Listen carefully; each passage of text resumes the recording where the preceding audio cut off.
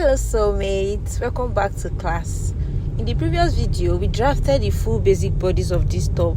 Today, we'll be learning how to draft basic sleeves and basic lining that will be easy for a beginner to work with. Let's get started. Hi soulmates, I am Miriam Folashade. Welcome to basic sleeve class. The first thing you will do is to place your paper on a flat surface. Then mark your green line or your starting point. Then measure your sleeve length. For this tutorial, I'll be drafting a short sleeve length reaching my biceps. My bicep measure 8 inches. Don't forget to always cross check. Don't assume your height or your hands are straight.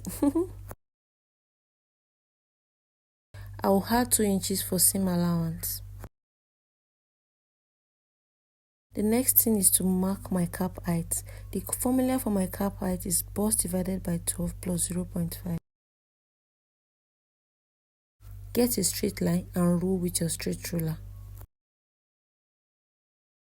Next thing is to come in by 2 inches on the margin line, the first green line you drew. Our sleeve circumference will be measured on the cap height line. Using the armhole formula we use for the bodies, bust divided by 6 plus 2. Mine is 8 inches and I'll add 1 or 1.5 inches. 1.5 inches if I'll be using lining to turn it in.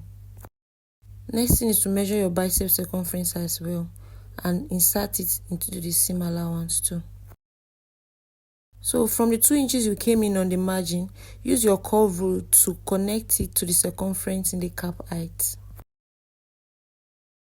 Then connect it with your bicep and you have your basic sleeve. Here comes the end of the drafting tutorial. You should be able to successfully draft both half and full bodice pattern as well as the sleeve. Now, let's explore the process of sewing them together. Bye. Hi everyone. Let's discuss the lining suitable for beginners.